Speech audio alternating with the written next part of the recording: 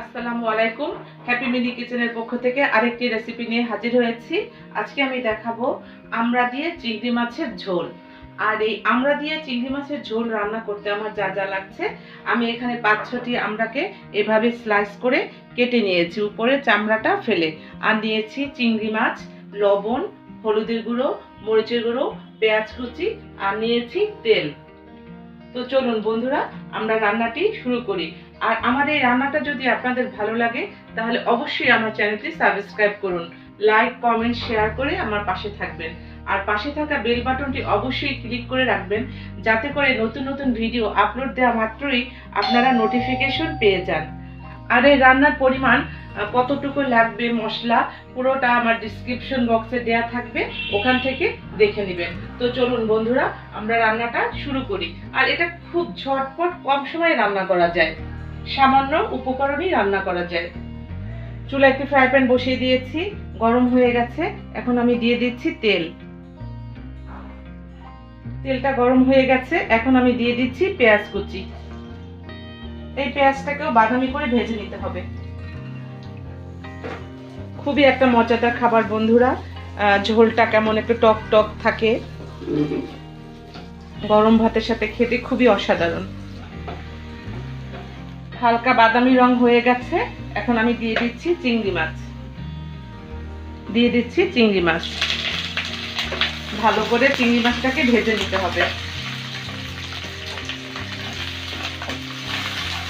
দিয়ে দিলাম লবণ।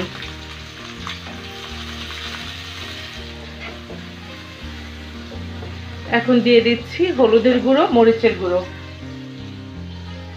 দিয়ে দিলাম সামান্য পরিমাণে হলুদের গুঁড়ো। আর মরিচটা হচ্ছে মানে ঝালটা আপনাদের উপরে ডিপেন্ড করে, আর এটা সাধারণত একটু ঝাল ঝালই ভালো লাগে খেতে। দিয়ে দিলাম মরিচের গুঁড়ো 1 চামচ।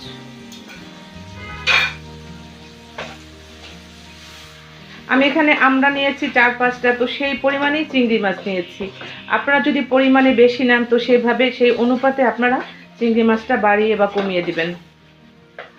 দিয়ে দিলাম সামান্য পরিমাণে পানি। এখন এটাকে ভালো করে কষিয়ে নিতে হবে। চিংড়ি মাছটা কষানো হয়ে গেছে, এখন দিয়ে দিচ্ছি আগে থেকে টুকরো করা সে আমড়াগুলো।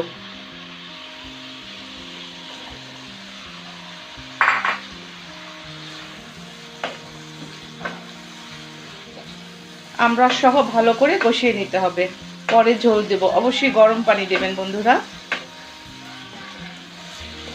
এখন আমড়ার সিজন, তো আপনারা বাসায় এগুলো তৈরি করতে পারেন। আমি পরবর্তীতে আরও চেষ্টা করব আমড়ার আরও কয়েকটা রেসিপি আপনাদের সাথে শেয়ার করার জন্য। আর এটা কিন্তু আমাদের বরিশাল অঞ্চলের রান্না, আমড়া দিয়ে চিংড়ি মাছ। যারা আমার বন্ধুরা বরিশালের আছেন তারা অবশ্যই বুঝে যাবেন, আর এটা জানেনও কিভাবে রান্না করতে হয়। তো ঠিক আমি যেভাবে রান্না করি সেটাই আপনাদের সাথে শেয়ার করছি, এই আর কি। এখন আমি ঢেকে দিচ্ছি কিছুক্ষণের জন্য। ঢেকে দিলাম, ফিরে আসছি কিছুক্ষণ পর। খুব সুন্দর একটা ফ্লেভার বের হচ্ছে চিংড়ি মাছ এবং আমড়ার মিশ্রণে, যে একটা ভাজা ভাজা ঘ্রাণ। এখন আমি দিয়ে দিচ্ছি পানি, গরম পানি। মানে এই ঝোলটা আপনাদের উপরে ডিপেন্ড করবে, আপনারা একটু গাঢ় খাবেন কিনা একটু পাতলা খাবেন। তো আমি একটু পাতলাই রাখবো বন্ধুরা, একেবারেই দিয়ে দিচ্ছি, কেননা এটা সেদ্ধ হতে হবে আমড়াটাকে খুব ভালোভাবে। এখন আমি ঢেকে দিচ্ছি 5 মিনিটের জন্য। ঠিক 5 মিনিট পর ফিরে আসব। জালটা থাকবে মিডিয়াম আঁচে। ফিরে আসছি 5 মিনিট পর। দেখি কি অবস্থা। আমড়াটা সেদ্ধ হয়ে গেছে, দেখি বোঝা যাচ্ছে আমড়াটা সেদ্ধ হয়ে গেছে।